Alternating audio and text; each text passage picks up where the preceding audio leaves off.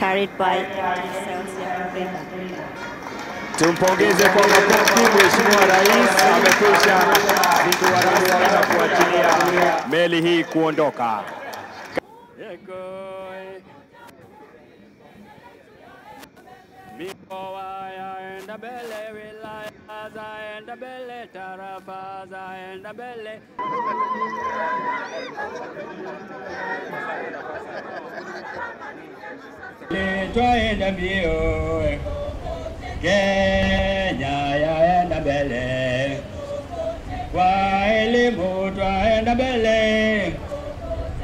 Your Excellency, we have come a long journey.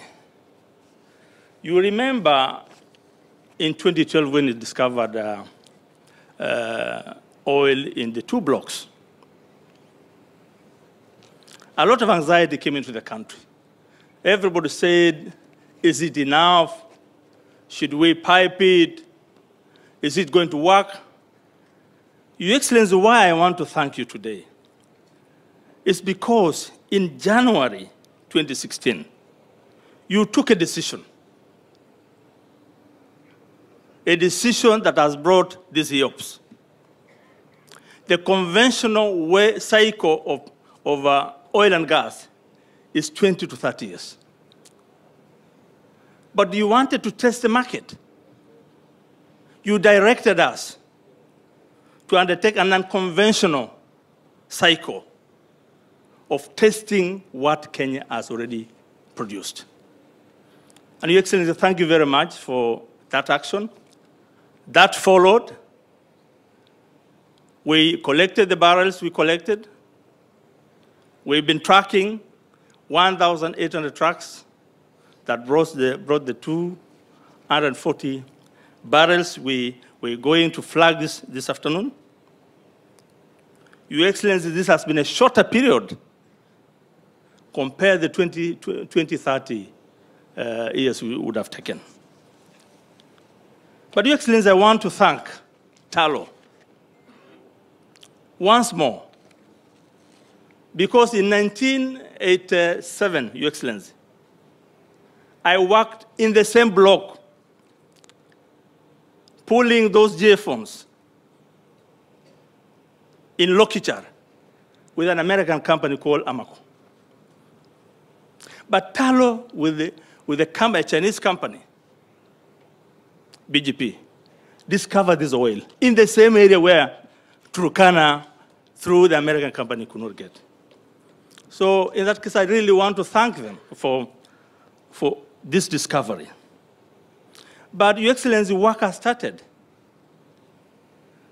This is like a Premier League. Your Excellency, Kenyans like watching football and Premier League. I've always challenged my team that we cannot dance with the ball and talk of barrels and talk of shipping oil to the refineries here without this going through a vessel. For the first time, this is a milestone Kenyans can proudly say we have achieved. But Your Excellency, work has started. We need to actually discuss with the counties, the 7 counties, to deliver on land, because we need a pipeline. That work has already started. I'm sweet-talking Honorable Nyangapua to give us the water. And today he has accepted to allow the project get the water for us to succeed with the new phase. Thank you very much. Your Excellency, this is a very good project for Kenya. When it's completed, I know it's going to open up the northern Kenya region. It will spur economic growth. It will create jobs for our Kenyans.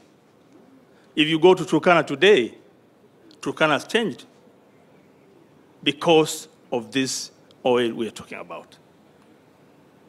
Today's EOPS, Your Excellency, we want to transition to Project Oil Kenya.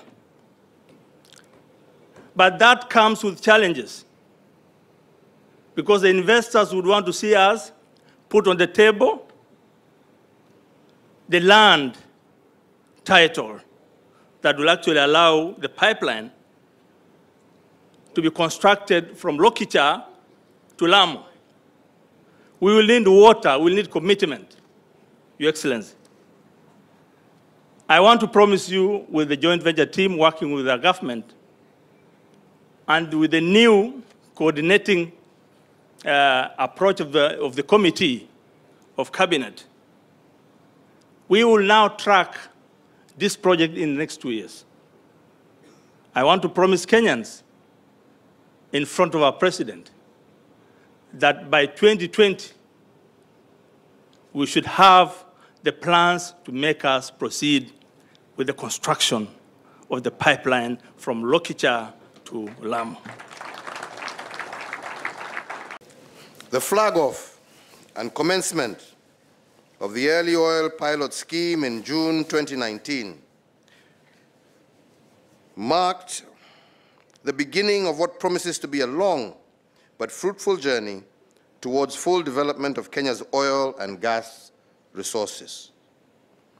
It showed the global markets that Kenya possesses the know-how and infrastructure required to facilitate full field development, which will be marked by the production and pipeline transportation of first oil from Lokichar to our port of Lamu.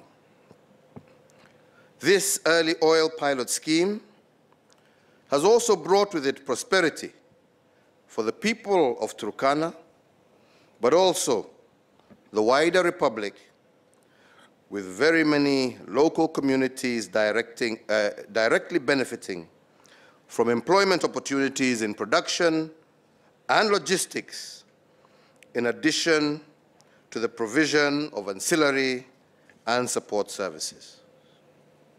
Indeed, as we proceed to the full field development, we will ensure that local communities are major beneficiaries of these resources. My administration has put in place measures that will ensure that the fruits of prosperity are shared with the devolved units in an equitable and sustainable manner.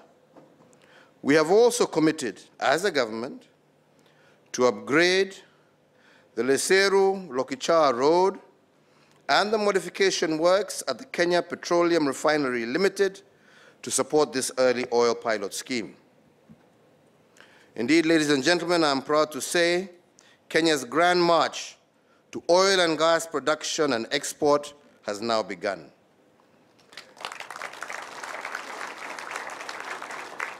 The flagging off of this maiden consignment represents a new dawn, not just for Kenya, but also for our region, and the beginning of a new era of greater prosperity for all Kenyans.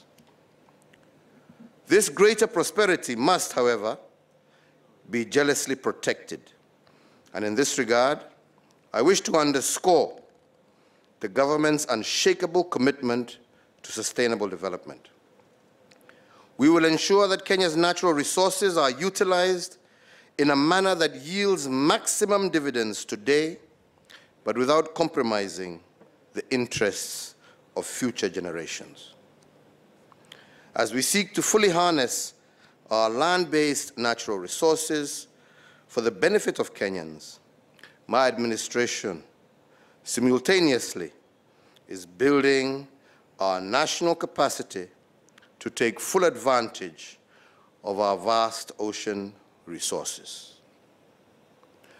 Many will recall that last month we signed an agreement with the Mediterranean Shipping Company, a shareholder in our Kenya National Shipping Line, which will revive the Kenya National Shipping Line as a national carrier.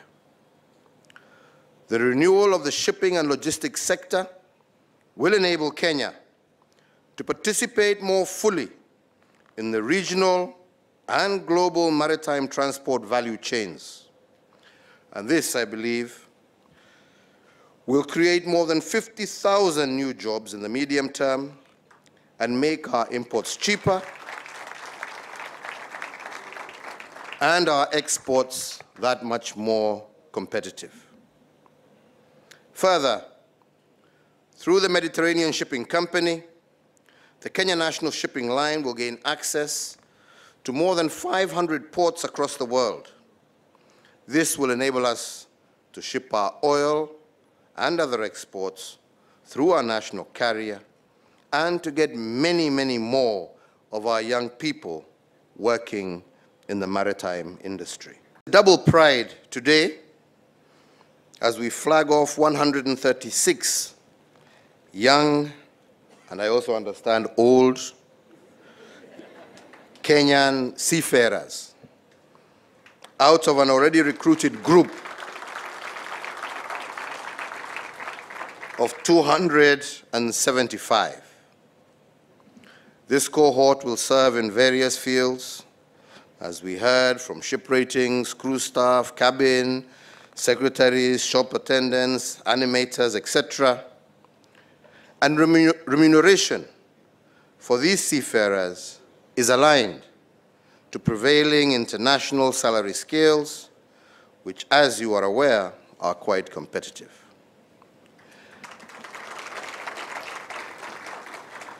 I can happily disclose that the lowest salary of these seafarers will be a minimum of Kenya shillings 85,000 per month.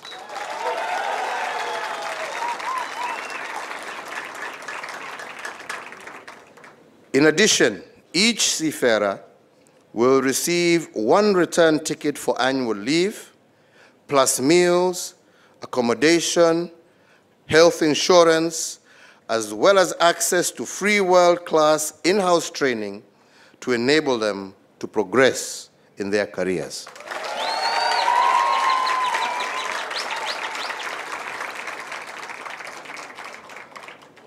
For the seafarers we are flagging off today, I urge you to use this unique opportunity wisely. Use your skills and your earnings to contribute to the growth of your families, your communities, and the country at large. And I also urge you to emulate the seafarers who have been recruited before you, because their exemplary performance with the Mediterranean Shipping Company has steadily increased the hiring of young Kenyans to work in their ships. So I urge you, please serve with professionalism, dignity, integrity, and build Kenya's reputation in the sea so that many more of your brothers and sisters can also have the opportunity to serve like you have been given.